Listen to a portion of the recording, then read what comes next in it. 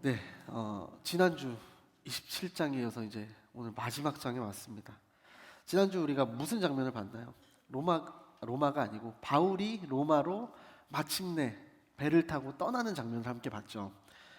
수년 동안 감옥에 갇혀 있었고 살해 위협도 숱하게 받았고 생명의 위협 얼마나 많이 받았어요. 그러면서도 이 무죄인 자기 변호를 앵무새처럼 계속 했던 바울이었어요. 마침내 이제 바울로 가는 배를 탔습니다. 그래서 지난주에 나눴던 몇 가지 메시지 잠시 요약해보고 넘어갈게요. 내가 결정을 내리지 않아도 불안해하지 말라는 말씀을 드렸습니다. 사실 우리가 살면서 내 미래를 내가 결정할 수 있는 그런 때가 뭐 얼마나 많습니까? 그리고 내가 결정한다고 해도 내 마음대로 가는 때가 또 얼마나 있어요. 우리가 정말 원하던 결과 다른 사람들의 손에 의해서 결정될 때가 얼마나 많습니까? 그리고 우리가 원하지 않는 결과가 펼쳐질 때 정말 낙담함이 찾아오죠. 근데 그럴 필요가 없다는 거예요. 우리가 할 수 있는 게 아무것도 없는 것처럼 보일 때도 하나님께서 여러 가지 동역자들을 통해서 우리가 보이지 않는 섭리를 통해 운행하고 계신다는 거예요. 그 하나님이 여러분과 함께 계심을 믿기를 바란다 이렇게 말씀을 드렸어요. 중요한 거는 그 길에 내가 있냐 없냐죠. 그렇죠? 문제는 내가 가고 있는 이 길이 하나님이 인도하시는 그 길이 맞냐 이렇게 질문을 드렸습니다. 그리고 내 말을 또 들어주지 않는 상황들이 있어요. 불안해하지 마세요. 대다수의 말이라고 비본질이 진리가 되는 것은 아니에요. 진리는 다수결의 원칙으로 정해지는 게 아닙니다. 바울의 만류에도 불구하고 배에 탄 사람들이 뭐 경제적인 이유, 여러 가지 이유로 그 미항을 떠나자 이렇게 이야기를 하죠. 근데 마침 남풍이 막 그 순풍이 불어오는 거예요. 아, 다행이다. 역시 저 이 죄수 하나 때문에 정말 괜히 이상한 말 해가지고 분위기만 흐렸다 생각할지도 몰랐겠어요. 하지만 여러분 기억하세요. 다수의 사람들이 전문가들이 말한다고 해도 거기에 주눅들 필요가 없어요. 그게 진리가 되는 건 아니거든요. 내가 진리를 붙들고 있다면 내 말을 들어주지 않는 그 세상과 사람들에게 불안해할 필요가 없는 거죠. 많은 사람들이 말한다고 거짓이 진리가 되지 않고요. 비본질이 본질이 되지 않습니다. 자, 마지막으로 내 말대로 된다고 또 너무 안심하시면 안 된다. 이렇게 말씀을 맺었습니다. 이제 예상치 못한 그 광풍이 찾아왔죠. 나의 썸띵이 나를 지켜주는 건 아니었어요. 순풍이 광풍으로 변하고 태풍이 불어오는데 어떤 뭐 예고편도 없이 그냥 불어오는 거예요. 뭔가 열심히 해서 내 인생에 순풍이 불어오는 것 같다가 뜻하지 않은 어려움 여러분 다 겪어보셨잖아요. 바로 그럴 때 내가 어떻게 대처하냐, 신앙적으로 어떻게 대처하냐가 나의 신앙의 바로미터가 되는 거죠. 어떻게든 살려고 배의 모든 장비들을 다 버렸죠. 근데 그때 바울이 안심하라고 외쳤습니다.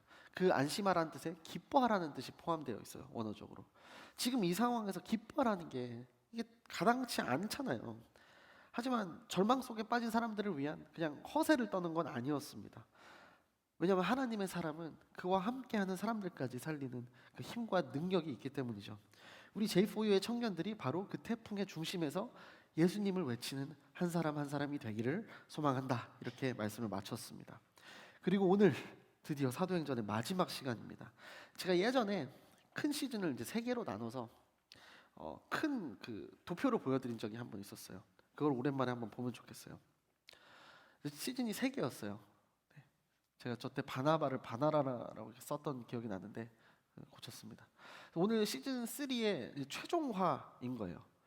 미리 스포를 제가 하나 말씀드리자면은 시즌 3의 최종화인데 대단한 피날레가 있지 않습니다. 대단한 막 그 시청자들이 원하는 어떤 결말이 없어요. 막 찬란한 결말은 없어요. 자, 첫 번째로 오늘 드리고 싶은 말씀은 복음은 커즈 앤 이펙트가 아니라는 거예요. 어떤 원인과 결과. 사실 그거는 우리의 바람일지도 모른다는 생각이 듭니다. 지난 시간에 못 다뤘던 부분부터 좀 간략히 살펴보고 가겠습니다. 이제 광풍을 만났잖아요. 14일 동안 아무것도 못 먹어요. 해도 별도 보이지 않는 칠흑 같은 이 어둠 속에서 14일 동안 그렇게 아무것도 먹지 못했던 사람. 제가 그 말씀드렸잖아요. 그 별과 달을 이렇게 본 거는 그 당시에 나침반이 없었기 때문에 그걸 보고 그러니까 아무 소망이 없어진 사람들에게 드디어 마침 이제 바울이 권유와 시범에 따라서 이제 음식을 먹기 시작합니다. 날이 밝고 마침내 인근에 뭇이 보이는 거예요. 육지가 보이는 거예요. 어느 곳인지는 알 수 없지만 경사진 해변이 보입니다. 이제 배꼬리에 매달린 닻을 끊고 배의 방향을 조절할 수 있게끔 이제 바람을 타고 그걸로 가는 거예요. 근데 두 해류가 합류하는 곳이었어요. 그래서 뱃머리가 그 모래톱에 처박히고 맙니다. 그리고 움직이지도 못하고 뒤에서는 또 거친 파도가 부니까 배의 꼬리편이 또 깨어져 나가기 시작하는 거예요. 그 급박한 위기 속에서 어떤 일이 벌어지냐? 이 군인들이 있었잖아요. 이 죄수들을 호송하는 배였는데 이 군인들이 사람들이 막 도망치려고 하니까 다 죽이자 이런 결정을 내립니다. 왜냐하면 그 당시에 사형수를 혹시나 놓치면은 그 책임을 묻는, 그래서 책임을 다하지 못해서 그 사람이 죽을 수 있었거든요. 그런데 그때 백부장 율리오가 그들의 시도를 막는 거예요. 이제 호송 책임자잖아요. 모든 책임을 지겠다 이런 거죠. 말이 책임이지 사실상 이 사람도 목숨을 거는 거예요.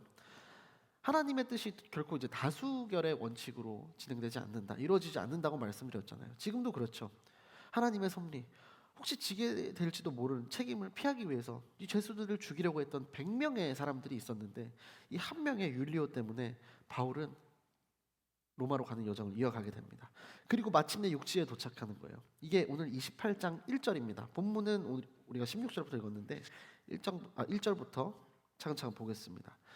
1절입니다. 무사히 해안에 도착하고서야 우리는 그곳이 몰타 섬이라는 것을 알았습니다.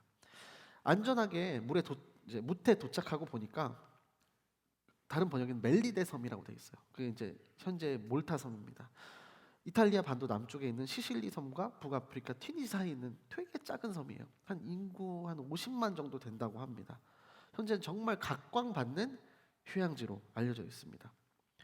잠시 사진 한번 보실까요? 몇 개 포함인데 너무너무 아름다운 곳입니다. 네, 저런 곳으로 또 언제 한번 우리가 아웃리치를 갈 수 있지? 모를 일이잖아요. 물론 그 당시에는 이때와는 많이 달랐겠죠.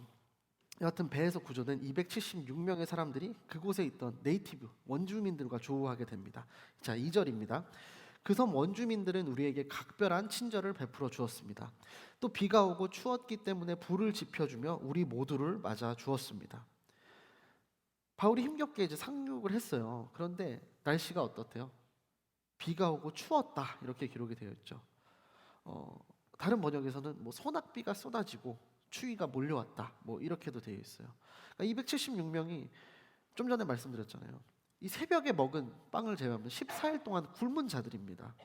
마침내 구조된 줄 알아서 너무 기뻤는데 배도 막 처박히고 부서지고, 근데 막 비가 쏟아지고 추위는 찾아오는 거예요.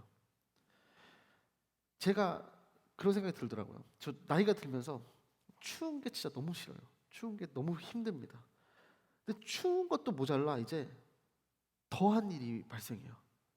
자, 3절입니다. 바울이 마른 나뭇가지 한 묶음을 모아다가 불 속에 넣었더니 뜨거운 열기 때문에 독사가 기어나와 바울의 손에 달라붙었습니다. 굉장히 힘든 상황이었겠죠. 그럼에도 불구하고 바울이 뭔가 도우려고 했던 거 아닐까? 그 원주민들이 또 호의를 베푸니까. 근데 거기서 열 때문에, 그런 좀 오지에 아웃리치 가보신 분들은 알 거예요. 이런 안 보이는 데서 장작 같은 거 두면 막 벌레들 막 나오는 그런 경험들을 해보셨을 거예요. 그러면 이 뱀이 갑자기 이제 물었다는 거죠, 바울의 손을. 4절에 이렇게 돼 있어요. 원주민들은 독사가 바울의 손에 매달려 있는 것을 보고 서로 수군거렸습니다. 이 사람은 살인자가 분명하다. 그가 바다에서는 살아났지만 정의의 여신이 그를 살려두지 않나 보다 라고 합니다. 2절 기록에서는 분명히 각별한 친절을 베풀어준 원주민들이었다고 하는데, 이 난파선에서 나온 많은 사람들 아마도 군인들에게 들었겠죠. 여기 죄수들이 있고 뭐 사형수도 있고 이런 이야기를 들었겠죠. 뱀이 손에 막 대롱대롱 매달려 있으니까 저 사람이 살인자구나 이렇게 결론을 내린 것 같아요. 그리스 신화에 나오는 어떤 정의의 신 디케라는 어떤 뭐 존재가 있대요. 그 개념에 의하면 죄인은 이 공의로운 뭐 심판을 받는다 이런 생각을 했던 것 같아요. 지난주에 우리가 흔히 갖는 착각, 뭐 다수결이 주는 착각, 오늘은 뭐 인과응보, 뭐 커즈 앤 이펙트입니다. 우리에게도 이런 생각들이 깔려 있는 순간을 많이 보게 됩니다. 오늘 점검해 보면 좋겠어요. 어떤 사람이 막 어려움을 당해, 막 고난을 당해요. 저 사람 분명히 그럴 줄 알았어. 뭔가 잘못했어. 이런 생각들이요. 뭐 인광, 뭐 권선징악, 뭐 성경도 죄에 대한 심판으로서의 죽음을 분명히 이야기하지만 우리의 신앙, 그 성경에서 말하는 것은 타 종교에서 말하는 어떤 업보나 뭐 카르마의 개념, 인과응보의 개념을 뛰어넘습니다. 자, 요한복음 9장에 보면 제자들이 그 질문을 하잖아요. 이 맹인을 보고 선천적으로 앞을 못 보는 청년이 있는데 저 사람의 이 눈이 맹인인 것이 누구의 죄 때문이냐고 묻는 장면이 있었죠. 이 사람의 죄 때문입니까? 부모의 죄 때문입니까? 일반적으로 그 율법에 기초한 삶을 살아가고 있던 사람들에게 늘 있던 그런 사상이었던 거죠. 근데 예수님이 이렇게 대답을 하십니다. 요한복음 9장 3절입니다.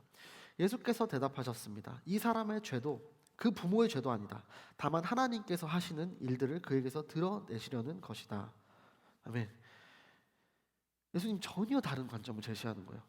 누가 어떤 일을 당하니까 저 사람 그럴 줄 알았어. 좀 잘못하더니 뭐 그런 관점이 아니라 하나님의 어떤 위대한 일을 드러내는, 우리가 이해하기는 어렵지만 하나님의 섭리 안에서 벌어지는 일이다, 이렇게 이야기를 하는 거죠. 우리가 이해하기 참 어렵죠. 그러나 하나님은 분명한 계획을 갖고 계십니다. 인과응보 그런 개념이 아니라 온 우주, 온 천지 만물을 창조하신 하나님의 주권 속에서 벌어진 일, 우리가 당장 이해되지 않는다고 해도 말이죠, 하나님의 섭리 속에서 진행되고 있습니다. 자, 이제 이어지는 내용입니다. 5, 6절입니다. 그런데 바울은 그 뱀을 불 속에 떨어버렸고 아무런 상처도 입지 않았습니다. 사람들은 그가 몸이 부풀어 오르거나 갑자기 쓰러져 죽을 것이라고 생각했지만 오래 기다려봐도 아무 일 없는 것을 보고는 생각이 바뀌어 바울을 신이라고 말했습니다. 독에 대한 반응을 이 사람들이 알고 있었던 것 같아요. 그래서 조금 시간이 지나면은 몸이 붓거나 뭔가 죽음이 찾아올 거라고 생각했는데 그렇지 않았어요. 죽지 않고 멀쩡하게 살아 있으니까 이제 뭐라고 해요? 분명히 그 공의의 신이 심판하는 거라고 했는데 이제는 그를 보고 신이라고 합니다. 살인자로 여기더니 이제는 신이라고 합니다. 아주 극과 극을 달리는 거죠. 이것이 바로 우리 죄인들의 가벼움인 것 같아요. 우리도 사실 이렇게 가벼울 때가 얼마나 많습니까? 얼마나 많은 순간 정확히 알지 못하면서 내가 알고 있다고 판단을 내립니까? 그리고 결론을 내려요.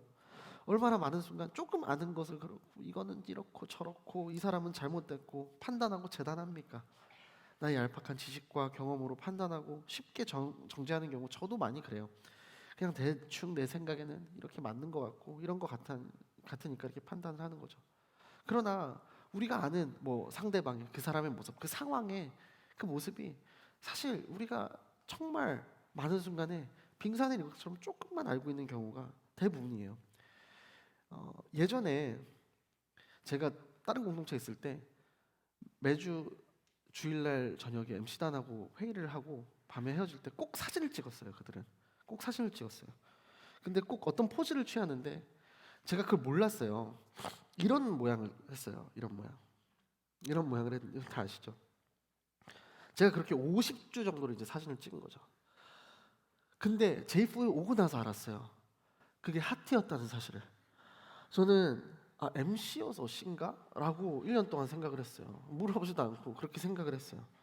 제가 이런 저의 우스운 경험을 말씀드리는 게 우리가 삶에서 얼마나 많은 순간 이렇게 그냥 이게 맞다, 이게 맞지 라고 그냥 생각하면서 산다는 거예요. 내가 안다는 착각하에, 나의 판단이 맞다는 착각하에, 쟤는 저래서 저래, 얘는 이래서 그래, 이렇게 밥 먹듯이 쉽게 생각하고 판단하고 정죄하고 있지 않은지, 이런 우리의 모습을 한번 돌아보면 좋겠어요.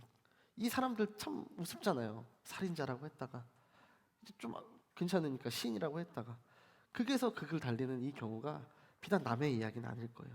우리는 죄인이기에 죄인인 우리는 또 쉽게 생각하고 싶어 해요. 저 사람 뭔가 신앙생활에 문제가 있어서 저렇게 벌 받는 걸 거야 라고 생각을 합니다. 하지만 여러분에게 도전합니다. 남을 정죄하고 판단이 되는, 재단하고 싶은 그 순간에 우리 자신을 돌아보라고 말이죠. 나를 돌아보는 계기로 삼으시라는 거예요. 세상에는 그런 말이 있잖아요. 어떤 조직이든 반드시, 제가 이 비속어라서 쓰진 못하겠는데 좀 이상한 사람이 있다는 거예요. 좀 괴짜 같은 사람이 있다는 거예요. 그런데 아무리 봐도 없어요. 아무리 봐도 없어. 그러면 범인이 나일 확률이 되게 높다는 거죠. 예수님께서도 이런 말씀하셨습니다. 마태복음 7장 3절입니다. 어째서 너는 내 형제의 눈에 있는 티는 보면서 내 눈에 있는 들보는 깨닫지 못하느냐. 잘 섬기고 예배도 빠지지 않고 뭐 홀리스타도 많이 나와요. 근데 어려움이 비껴가지 않아요. 어떤 이유를 막 찾고 싶어져요. 근데 이유가 안 찾아지고 해석이 막 안 되는 거예요. 그럼 그런 이유에 몰두하다 보면은 내 시선이 자연스럽게 남에게로 갑니다. 내 눈에 들보가 있는데도 남의 눈에 그 티만 커 보이게 되는 법이에요. 여러분에게 도전합니다. 삶에서 이해 안 되는 이 많은 순간에 남을 판단해서 내 마음을 편하게 하지 말자고요. 하나님께서 나를 정결케 하는 계기로 받아들이자고요. 그렇게 기도하는 여러분들에게 소망합니다. 자, 1번이 어떤 인과응보, 진리가 그런 것이 아니다라고 말씀드렸어요.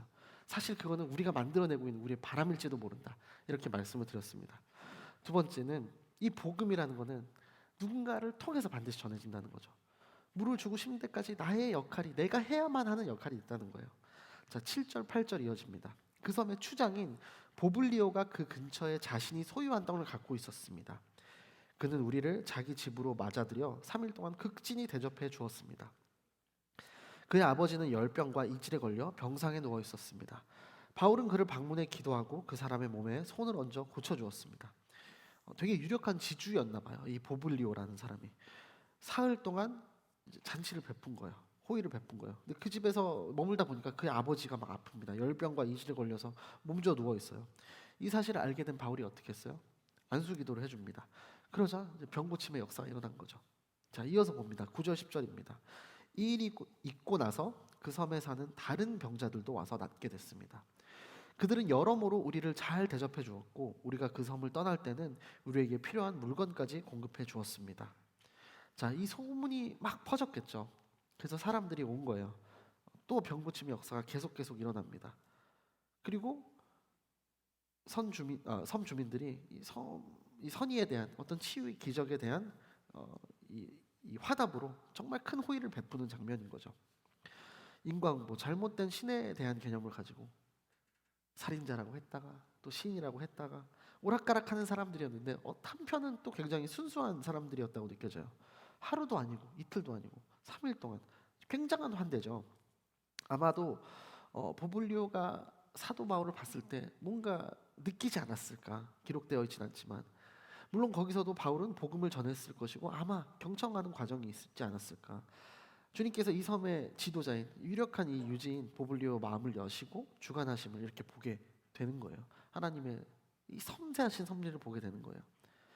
이 섬의 지도자였던 보블리오는 바울이 떠난 이후에 이제 성경에는 기록되어 있지 않지만 최초로 주교가 되었다고 합니다. 지금 동상이 지금까지도 이제 세워졌다고 해요.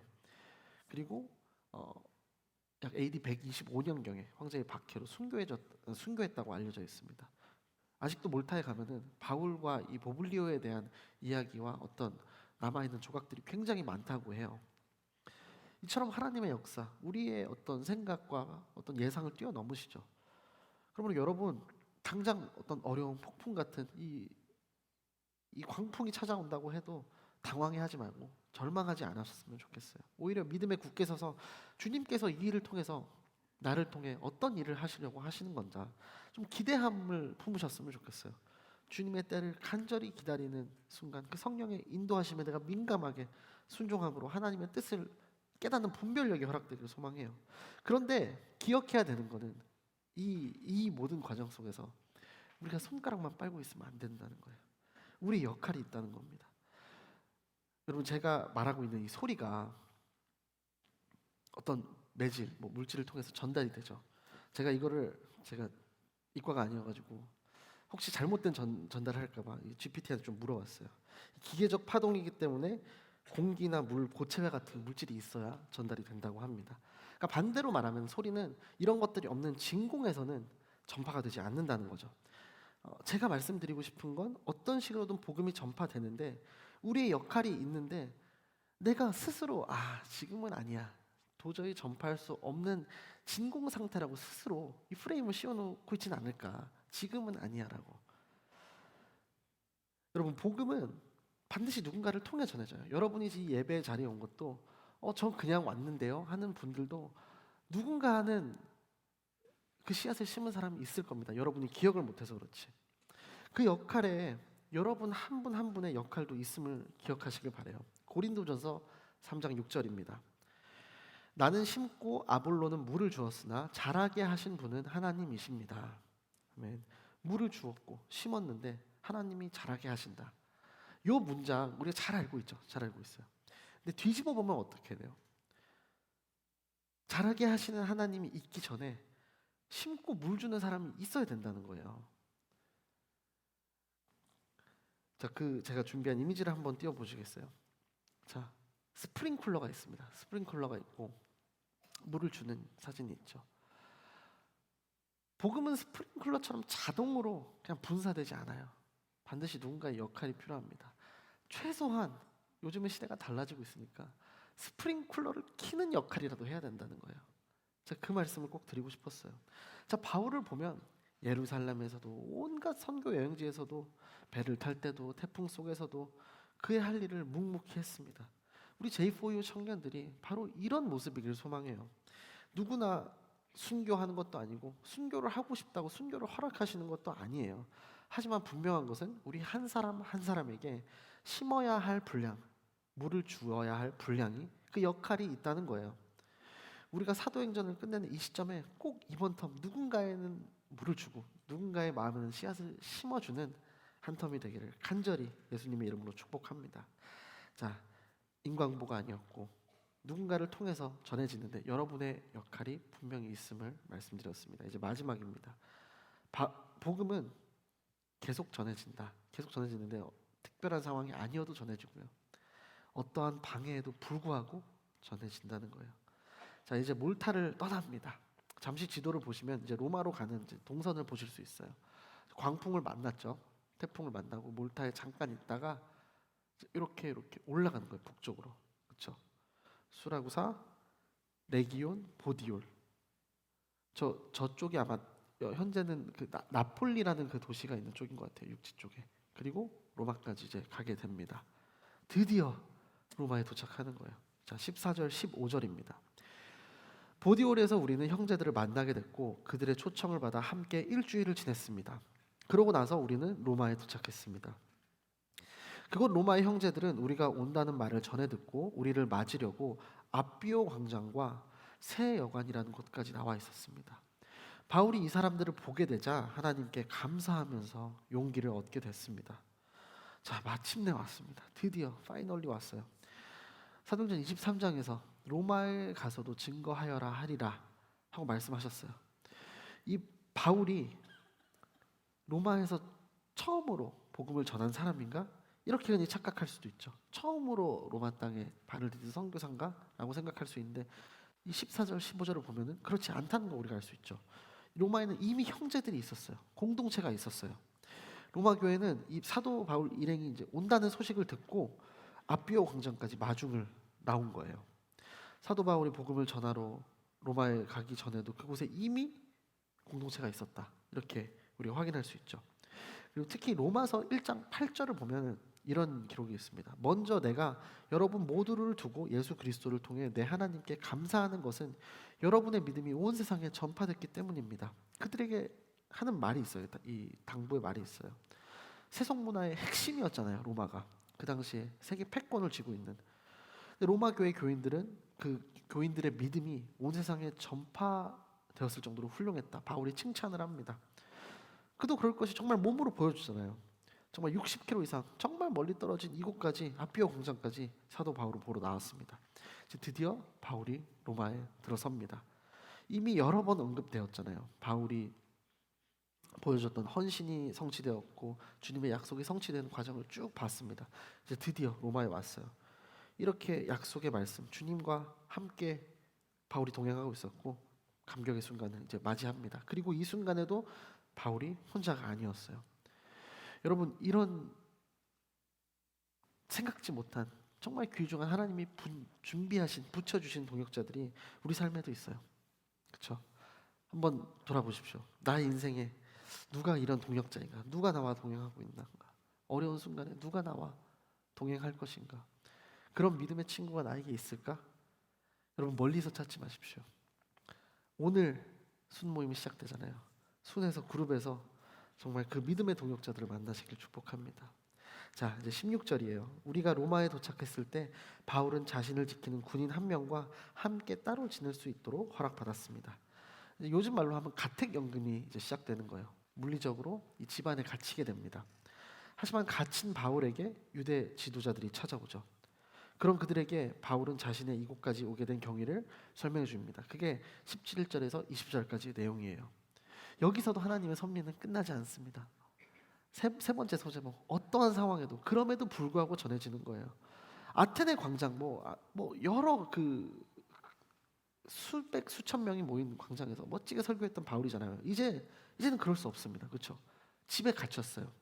하지만 여기서 뭘 했나요? 많은 서신들을 쓰게 됩니다. 그리고 그게 우리에게 전해지는 거죠. 올해 정말 J4U가 어느 영역에서든 선교하는 한 해가 되기를 정말 소망합니다. 그런데 여러분, 특별한 상황을 찾지 마세요. 제가 아까 말씀드렸죠. 그러다 보면은 지금은 할 수 없어 라는 진공 상태라는 프레임을 내가 만들게 돼요. 세 번째 이 소제목처럼 특별한 상황이 아니어도 복음을 전하고 하나님의 섭리는 계속된다는 사실을 기억하세요. 어떠한 방해가 있어도 복음은 전해집니다. 그 중심에 서 있는 우리 J4U 공동체가 되기를 예수님의 이름으로 축복합니다. 말씀을 맺어보겠습니다. 세 가지를 말씀드렸어요. 복음은 인과응보도 아니고, 복음은 누군가를 통해서 전해지는데 우리의 역할이 반드시 있다. 우리 개개인의 역할이. 그리고 이 복음이라는 것은 특별한 상황이 아니어도, 내가 예상하고 내가 바랬던 상황이 아니어도 그럼에도 불구하고, 어떤 방해에도 불구하고 전해진다는 거예요. 사도행전 우리 보는 마지막 장 보면은 참 감격적인 장면이잖아요. 우리가 1년 동안 봤는데 드디어 로마 왔구나. 분명 조난당했던 몰타 섬에서는 기적이 일어났었거든요. 그렇죠? 뱀에 물렸잖아요. 근데 아무렇지 않았습니다. 뱀에 물려도 괜찮고, 그 이후에 버블리오 집에 갔을 때 여러 사람들의 병 고침의 역사가 있었어요. 그리고 그렇게 가려고 했던 로마에 도착했는데 그런 역사가 더 이상 기록되지 않았습니다. 마치 꿈을 꾸다가 일상으로 돌아간 것처럼 가택연금되어 있는 바울에게 사람들이 찾아올 뿐이에요. 그렇게 온 사람들은 또 어땠어요? 갑자기 다 복음을 받아들이고 다 예수님을 영접했나요? 그렇지 않습니다. 26절 7절이에요.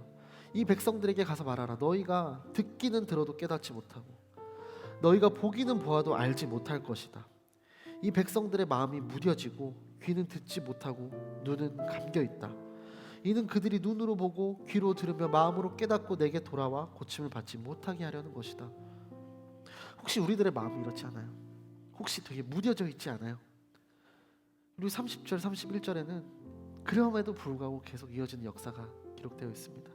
마지막에 이렇게 끝나요. 바울은 만 2년 동안 자기 셋집에 머물면서 자신에게 찾아오는 모든 사람을 맞아들여 어떠한 방해도 받지 않고 담대하게 하나님 나라를 선포하고 주 예수 그리스도에 관한 것을 가르쳤습니다. 아멘. 마지막으로 우리 스스로 이런 질문을 던져보면 좋겠습니다. 어떠한 방해도 받지 않고 담대하게라고 되어 있죠. 근데 왜 내 인생에는 큰 방해가 없지? 라는 한번 생각을 해보세요. 만약에 없다면 그건 혹시 복음을 내가 전하지 않고 있기 때문 아닐까요? 우리 정말 풍요로운 시대에 살고 있어요. 영적으로 공급받기가 얼마나 쉬운가요? 몇 번 클릭하면 잠깐 시간 내면은 예배 드리고 내가 좋아하는 컨텐츠들 얼마든지 볼 수 있습니다. 정말 많은 인풋을 받을 수 있는 시대예요. 영적인 컨텐츠들, 수많은 예배를 박해 없이 드릴 수 있는 이곳에 우리가 살고 있습니다. 저렇게 많이 예배 드리고 화성 가고 홀리스타 가고 얼마든지 우리가 하면 할 수 있어요. 그런데 이 아웃풋이 없다면 저 인풋이 다 무슨 소용이겠어요? 제가 좀 전에도 말씀드렸지만 올 한 텀이 정말 선교라는 아웃풋을 쏟아내는 J4U 공동체가 되기를 정말 축복합니다. 그런데 우리가 흔히 저 동그라미 저 틀 안에 갇혀 있다고 좀 생각이 들 때가 있어요. 아웃리치를 하거나 클브를 가거나 뭐를 가거나 조금 더 헌신하는 분들 또 FA를 가거나 이런 틀에 갇혀 있지 말자는 말씀을 드리고 싶어요. 오늘 크리스마스 블레싱 시작했습니다. 그렇죠? 네, 신청하십시오. 휴가 내기 어려우세요? 그럼 괜찮아요. 거기만 선교가 있는 게 아니에요. 갇혀있는 감옥에서도 편지로 우리에게 선교의 정신을 2000년이 지난 우리에게 남겼던 바울입니다. 기억하세요. 어디든 좋습니다. 여러분의 삶으로 예수님을 드러내십시오. 공교롭게 사도행전을 마치는 오늘 술모임이 시작됩니다. 여러분 이제 알게 되시겠지만 올텀 새 그룹 이름 모두 다 사도행전을 봐오시면서 봤던 바울의 선교 여행지예요. 선교 여행지 어딘가예요. 그가 지나왔던 어떤 도시가 될 수 있고 지역이 될 수 있어요. 각각 그룹장님들이 많은 고민과 기도를 하시면서 정말 의미와 마음을 담아 선택을 했습니다. 오늘 사도행전은 마치지만요, 우리의 새로운 선교 여행은 시작되는 한 텀이 되길 소망합니다. 하나님이 보내시는 그곳이라면 산을 넘어 가길 마다하지 않는 한 텀, 낮은 곳으로 가길 마다하진 않네. 우리 J4U 공동체가 정말 사도행전 29장의 그 모습을 여러분의 삶으로 써내려가는 그런 한 텀이 되기를 예수님의 이름으로 축복합니다. 우리 마지막으로 사도행전에서 우리가 가장 많이 읽었던 구절 뭐죠? 1장 8절입니다. 1장 8절 같이 한번 읽고 찬양함으로 나아가겠습니다. 시작. 오직 성령이 너희에게 임하시면 너희가 권능을 받고 예루살렘과 온 유대와 사마리아와 땅 끝까지 이르러 내 증인이 되리라 하시니라. 아멘. 그렇게 다짐하는 마음으로 이렇게 찬양함으로 나아가겠습니다.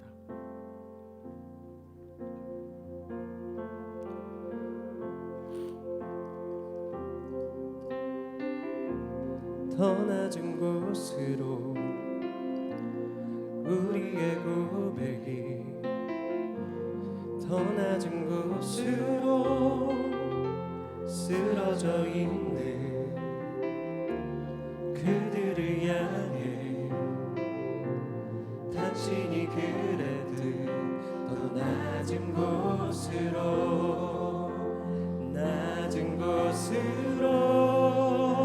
우리 초대하네. 함께 하자고 말씀하시네. 우리도 예수 그 길을 따라 함께 가길 원하네.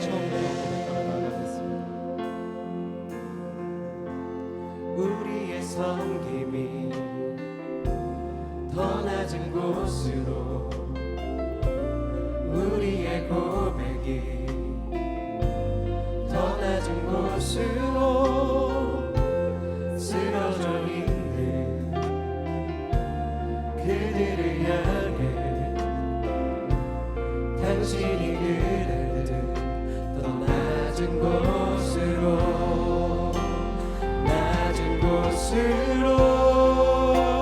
우리 초대하네. 함께 하자고 말씀하시네.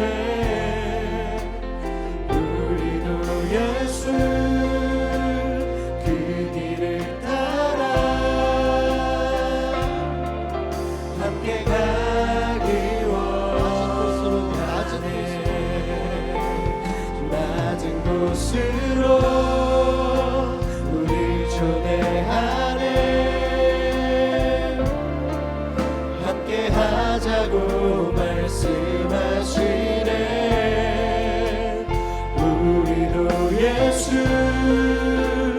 그 길을 따라 함께 가길 주님이 우리와 함께 하십니다. 주님 우리와 함께 하시네. 주님이 우리와 함께 하시네. 십자가 흘린 예수의 손으로 모든 아픔을 위로하시네. 우리에게 낮은 곳으로 우리를 초대하십니다. 낮은 곳으로 우리 초대하네. 함께 하자고 말씀하시네. 우리도 예수 그 길을 따라 함께 우리 마지막으로 고백하겠습니다. 낮은 곳으로 우리를 초대하십니다. 주님, 낮은 곳으로 우리 초대하네.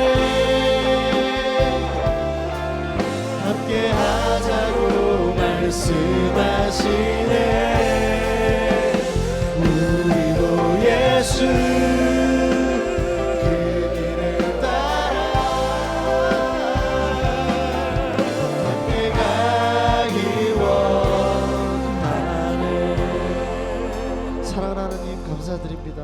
주님, 주님의 음성에 따라 그 뜻에 따라 살기를 소망하는 우리 정말 복음을 전하는 한 사람으로 세워주시고 사용하여 주옵소서. 우리가 고백하는 이 찬양의 가사처럼 제가 나아갈 그 길 낮은 곳이라 할지라도 주님의 인도하심이라면 순종함으로 나아가게 하여 주옵소서. 세상의 높은 것들, 찬란한 것들, 화려한 것들, 그런 것들에 내가 눈을 돌리는 인생이 아니라 어떠한 상황에도 주님 부르심에 더 긴밀하게 반응하는 우리가 되게 하여 주옵소서. 특별한 상황이 아니어도 좋습니다. 어떤 방해가 있어도 그럼에도 불구하고 주님 음성 따라 낮은 곳으로 가는 한 사람이 될 수 있도록 우리들의 마음을 붙들어 주옵소서. 왜 그렇습니까? 왜 우리가 그럼에도 불구하고를 외칩니까? 예수 그리스도가 그럼에도 불구하고 그렇게 하셨기 때문입니다. 무가치한 우리를 위해 죽음의 수렁에서 헤어나올 수 없었던 우리를 위해 그 생명을 내어주셨기 때문입니다. 그러므로 주님께서 보여주신 대로 그 복음을, 그 진리를, 그 사랑을 전하는 우리가 되게 하여 주옵소서. 나의 어떤 그 자랑도 없이 주님의 구원의 은혜를 전할 수 있도록 우리의 발걸음을 인도하여 주옵소서. 하나님, 우리의 힘으로 할 수 없습니다. 성령 하나님, 우리를 강력하게 붙들어 주시고 어떠한 방해에도 그리스도의 이름과 성령의 이름을, 그 성령의 능력을 이 세상에 드러내는 주의 강한 군사로 우리를 사용하여 주옵소서. 우리 이 시간 기도할 때 어떠한 방해에도 불구하고 어떠한 상황에도 불구하고 내가 주의 복음을 전하는 그 군사가 되겠습니다. 성령 하나님, 나를 인도하여 주옵소서. 이렇게 우리의 기도를 올려드리기 원합니다. 함께 주의 이름을 부르고 기도하겠습니다. 주여, 주님,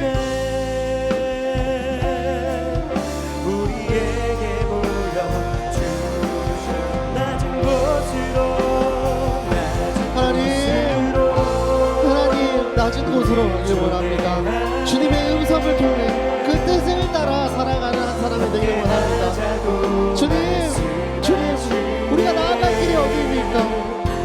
세상에 높고 찬란한 것들, 화려한 것들에 눈을 돌리기보다 어떠한 상황에도 주님 부르심에 더 긴밀하게 반응하는 우리 인생을 하여 주옵소서. 특별한 상황이라도 아니었습니다. 어떠한 방해에도 불구하고 주님 음성 따라 낮은 곳으로 가는 한 사람이 될 수 있도록 하나님, 우리 청년들의 마음을 붙들어 주옵소서. 하나님, 우리가 왜 그런 결단을 합니까? 왜 그런 고백을 하고 왜 이런 기도를 합니까? 왜 그런에도 불구하고 예수 그리스도를 외치니까? 하나님이 먼저 그러셨기 때문입니다. 먼저 우리에게 사랑을 보내셨고 무가치한 우리를 죽을 수밖에 없었던 그 죄의 중에 그런 숨겨진 우리를 구속하기 위하여 예수 그리스도를 보내셨기 때문입니다. 예수 그리스도의 피값으로 우리를 사셨기 때문입니다. 그러므로 하나님, 주님이 보여주시는 대로 그 복음을, 그 진리를, 예수 그리스도의 사랑을, 예수 그리스도의 이름과 성령의 능력을 이 세상에 전하는 자가 되게 하여 주옵소서. 나의 어떤 자랑도 필요 없습니다. 예수 그리스도만이 나의 자랑이십니다. 하나님, 주님의 구원을, 그 은혜를 이 세상에 전하는 통로의 역할을 감당할 수 있도록 나를 세워주시고 주님의 택한 도구로 그 그릇으로 사용하여 주옵소서. 주님, 우리가 그릇입니다. 이 그릇 안에 무엇이 담겨 있습니까? 하나님, 너무나 많은 불순물들이 담겨 있지 않습니까? 하나님, 성령의 불로 내가 아끼고 소중하다고 착각하고 있는 것들, 세상 사람들이 소중하다고 많은 그 전문가들이 말하고 있는 것들, 내가 하나님 주시는 분별력으로 말미암아 그것들이 나에게 정말 무가치한 것임을, 내가 가치 있는 어떤 것을 바라보아야 될지 알게 하여 주옵소서. 깨닫는 지혜를 허락하여 주시옵고 무엇보다 하나님의 음성이 긴밀하게 반응하여 세심한 하나님의 섭리를 경험하며 매일매일 주님의 공급하시는 은혜 속에서 우리를 살아가게 하여 주옵소서. 주님, 우리를 그렇게 인도하여 주옵소서. 우리 한 번 더 기도할 때 이 복음이, 이 진리가, 예수 그리스도의 이름이 전해지는데 그냥 되는 것이 아닙니다. 주님께서 우리에게 주신 사명이 있고 필요한 나의 역할이 있음을 우리가 기억하기 원합니다. 오늘도 우리에게 주어진 그 삶의 자리가 있어요. 그 자리에서 복음을 전할 수 있는 귀한 기회들을 주십니다. 삶으로 예수 그리스도를 나타낼 수 있는 기회를 주시지만 우리라는 그릇에 너무 많은 불순물이 있지 않습니까? 우리가 만들어가는 그냥 내가 만든 프레임이 있지 않습니까? 지금은 할 수 없어. 지금은 내가 아니야.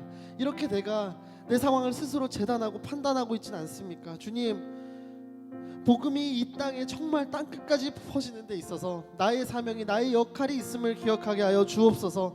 그저 나의 힘과 지혜로 할 수 있는 일이 아님을 우리가 깨닫고, 그렇기 때문에 더더욱 하나님께서 주시는 능력과 인도하심을 간구하게 하여 주옵소서. 주님, 정말 말로 전하지만, 어떤 텍스트로 전하지만 그 안에 성령님의 그 기름을 부어 주셔서 주님의 그 생명의 말씀이 정말 전해지는, 나라는 통로로 전해지는 역사를 내가 목도하게 하여 주옵소서. 하나님, 우리의 마음을 열어주시고 주님께서 보내신 사람들에게 복음을 전할 때 그들 마음에 성령님이 역사하셔서 예수 그리스도의 사랑과 구원의 그 기쁜 소식을 받아들일 수 있는 그 귀한 축복의 통로가 되게 하여 주옵소서. 하나님, 이 세상의 모든 사람들, 땅끝까지 정말 주님의 사랑과 구원의 소식이 전파되어질 수 있도록 우리에게 맡겨주신 이 역할을 충실히 감당하는 이 청지기의 역할을 주님, 내가 하길 원합니다. 주님, 나를 붙드시고 인도하여 주옵소서. 주님의 나라가 이 땅에 정말 확장되는데 쓰임받는 한 사람이 되게 하여 주옵소서. 우리 다 함께 주의 이름 간절히 부르짖고 기도하며 나아갑니다. 주여, 주님, 함께 가길 주님, 복음을 전하는 우리의 사명을 내가 머리로는 지식적으로는 알고 있습니다. 하지만 주님, 복음을 전하는 데 있어서 우리 청년들 많은 두려움이 있습니다. 많은 부족함이 있다고 느껴집니다. 주님, 그럴 때마다 우리를 붙들어주시고 그 자리에 나설 수 있는 그 용기, 믿음, 담대함을 허락하여 주옵소서. 어디여도 좋습니다. 내가 속한 공동체, 설악하신 그 직장과 가정 어디여도 좋습니다. 우리가 기도하며 정말 바라고 원하는 것은 그 기회를 하나님께서 주실 때 정말 순종함으로 담대하게 그 복음을 전할 수 있는 그 한 사람, 그 통로가 되게 하여 주옵소서. 주님, 우리는 씨앗을 심습니다. 물을 줍니다. 자라나게 하시는 것은 하나님이십니다. 우리가 주님의 일하심을 정말 믿으며 심고 물 주는 역할을 감당할 수 있도록 감당을 허락하여 주옵소서. 주여,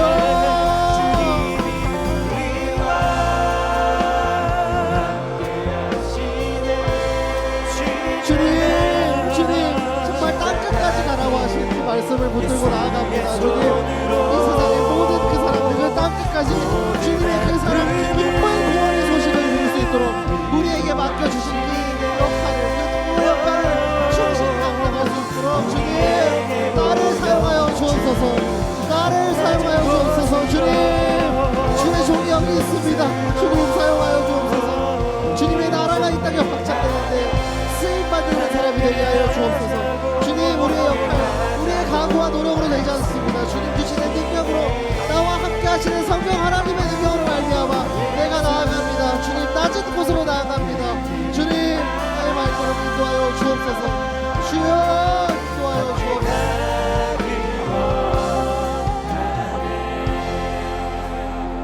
우리 마지막으로 기도할 때 우리 공동체를 위하여 기도하기 원합니다. 주님, 새로운 텀을 오늘 시작합니다. 주님, 우리에게 그리스도의 사랑을 부어주옵소서. 복음 안에서, 주님의 사랑 안에서 겸손하게 그 사랑을 서로에게 드러날 수 있도록 주님, 우리의 마음을 붙들어 주옵소서. 그 복음이 역사하지 못하도록 내 판단이 맞다고, 네 생각이 맞다고 그렇게 유혹하는 사단의 음성이 있습니다. 주님, 분별력을 허락하여 주셔서 그 정말 복음이 역사하지 못하도록 방해하는 잘못된 기준들에 우리가 현혹되지 않도록 우리들의 마음을 붙들어 주옵소서. 주님, 잠들어 있는 우리의 영혼을 깨워주시고 닫혀져 있고 흐릿해져 있던 우리의 시야를 열고 우리의 귀를 열어 주옵소서. 주님, 우리는 많은 순간 사람의 평가와 인정, 그 자리가 눈에 보이는 것들에 집착을 합니다. 주님, 우리가 정말 옛사람의 옷을 벗고 진리 안에서 우리를 자유케 하시는 모든 것을 압도적으로 덮고 남는 그 예수 그리스도의 사랑을 기억하게 하여 주옵소서. 우리의 순모임이, 우리의 교제가, 주님 안에서 주시는 이 만남들이 정말 서로 안에서 예수 그리스도의 모습을 확인하고 예수 그리스도의 사랑을 확인하는 그런 은혜의 자리가 되게 하여 주옵소서. 우리 공동체와 순모임과 또 순모임과 모든 것들을 준비하는 리더십들, 그리고 그 모든 것들을 주관하신 하나님께 우리의 새 텀을 올려드리면서 간절히 마지막으로 주의 이름 부르짖고 기도하며 나아갑니다. 주님, 주님, 주님, 주님, 우리 새로운 텀을 시작합니다. 주님, 주님, 우리 새로운 텀을 시작하는 이 시점, 우리가 많은 것들 다 내려놓고 내가 했던 경험들, 남을 판단하는 나의 시선을 내려놓고 그리스도의 사랑을 붙들기 원합니다. 주님, 많은 것들이 나의 마음에 흡족되지 않을 수 있습니다. 마음에 들지 않을 수 있습니다. 하지만 주님, 그 모든 것들을 정말 덮고 남는 그리스도의 사랑만을 붙드는 우리 제일교회 공동체가 되게 하여 주옵소서. 하나님, 하나님, 그 복음이 역사하지 못하도록 방해하는, 나를 현혹시키는 너무나 많은 기준들이 있습니다. 사탄의 미세한 음성들이 있습니다. 그래, 네 말이 맞아. 못하러 그렇게까지 그런 까지 없다고 나에게 속삭입니다. 주님, 정말 그 비본질이 본질을 가리지 못하도록 주님, 나를 현혹하는 사단의 우상에 내가 담대하게 반응할 수 있도록 주님, 우리에게 용기를 주시고 믿음을 주시고 필요한 능력을 허락해 주시고 성령의 기름을 부어주옵소서. 주님, 우리 리더십들을 기억합니다. 아버지, 두렵고 떨리는 마음으로 첫순 모임을 인도합니다. 아버지, 그들이 정말 두렵고 떨리는 마음보다 하나님이 정말 그들을 통해 일하시는 하나님을 더욱더 기대하고 소망하는 마음으로 정말 성령님의 능력으로 그리스도의 사랑으로 손을 바라보고 양육하게 하여 주옵소서. 보이지 않는 곳에서 섬기는 손길을 기억합니다. 예배팀과 많은 사역자들, MC가 그룹장님들 기억하여 주시고 주의 의로운 손으로 그들을 붙들어 주옵소서. 주여,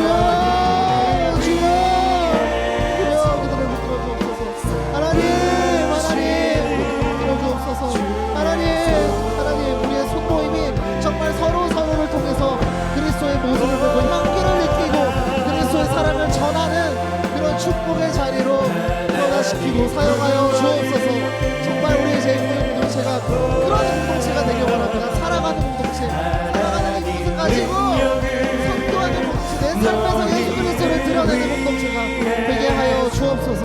주님, 우리를 위해서 오시는 주님을 기억합니다. 주님 그의 손에 붙들려 나아갑니다. 주님, 인도하여 주옵소서. 사랑하는 하나님, 감사드립니다. 하나님, 복음을 우리에게 알게 하셨고 또 복음을 전하는 사람으로 우리 한 명 한 명을 불러주셨습니다. 주님, 그럼에도 불구하고 나라는 이 그릇이 참 많은 불순물을 여전히 담고 있진 않은지요. 세상의 찬란함을 바라보고 화려함을 바라보고 그 높은 자리를 바라봅니다. 세상의 인정과 칭찬에 아직도 몰두하고 있는 나의 모습이 있진 않습니까? 주님, 바라고 원하는 것은 어떠한 상황에도, 대적의 방해에도 불구하고, 특별한 상황이 아니어도 그럼에도 불구하고 주님 부르시는 그 부르심에 더 긴밀하게 반응하는 우리들이 되게 하여 주옵소서. 주님 음성 따라 낮은 곳으로 정말 겸손한 그 그리스도의 마음을 품고 그 심장을 가지고 나아가는 한 사람 되게 하여 주옵소서. 우리가 왜 그렇게 외칩니까? 왜 그렇게 외칠 수 있습니까? 바로 하나님께서 먼저 우리를 사랑하셨고 택하셨고 예수 그리스도를 보내주셨기 때문입니다. 그 생명을 내어주셨기 때문입니다. 그러므로 주님께서 보여주신 대로 그 복음을, 그 진리를, 예수 그리스도의 사랑과 예수 그리스도의 이름을 이 세상에 전하는 한 명의 통로가 될 수 있도록 주님 인도하여 주옵소서. 하나님, 그러므로 우리라는 통로를 통해서 우리는 씨앗을 주고 우리는 물을 주었지만 그런 우리를 통해서 일하시는 하나님을 마음껏 누리고 경험하고 그 은혜를 바라볼 수 있는 한 해가 되길 간절히 소망합니다. 그 역할에 내가 꼭 해야 하는 그 사명이 있음을 기억하게 하여 주옵소서. 하나님, 우리의 힘으로 할 수 없습니다. 나의 지혜로 할 수도 없고 나의 지식으로도 할 수 없습니다. 그러므로 성령 하나님께서 우리와 함께 동행하여 주시길 간절히 소망합니다. 우리의 마음을 열어주셔서 정말 땅끝까지, 그 땅끝이 어디입니까? 우리의 가정이 될 수도 있고 우리의 일터가 될 수도 있고 정말 가장 어려운, 나를 힘들게 하는 그 사람이 될 수도 있습니다. 주님, 그에게 내가 예수 그리스도를 전하고 예수 그리스도의 사랑을 정말 나타내 보이길 원합니다. 주의 의로운 손으로 우리를 붙들어 주옵소서. 하나님, 오늘 새 텀을 시작합니다. 정말 두렵고 떨리는 마음으로 나아가지만 두렵고 떨리는 마음보다 하나님께서 채워주실 그 기대함, 그 소망함을 갖고 나아가길 원합니다. 하나님, 우리를 두렵고 떨리게 하는 것들, 세상의 비본질들, 그 정도까지 할 필요 없다고 나에게 속삭이는 그 사단의 음성에 내가 정말 담대하게 믿음의 반석 위에서 반응할 수 있도록 우리에게 필요한 지혜를 허락하시고 분별력을 허락하여 주옵소서. 주님, 오늘의 순모임, 이 예배 전부 주님 손에 올려드립니다. 우리의 순모임이, 우리의 교제와 만남이 정말 예수 그리스도의 모습을 서로 확인하고 서로 드러내고 예수 그리스도의 사랑을 전하는 귀한 축복의 자리가 될 수 있도록 성령 하나님 하나하나의 순에 정말 주인 되어 주셔서 인도하여 주옵소서. 그렇게 인도해 가실 주님께 모든 영광 올려드리며 살아계신 예수 그리스도 이름으로 기도드립니다. 아멘. 우리 하나님께 감사의 영광 박수 올려드리겠습니다.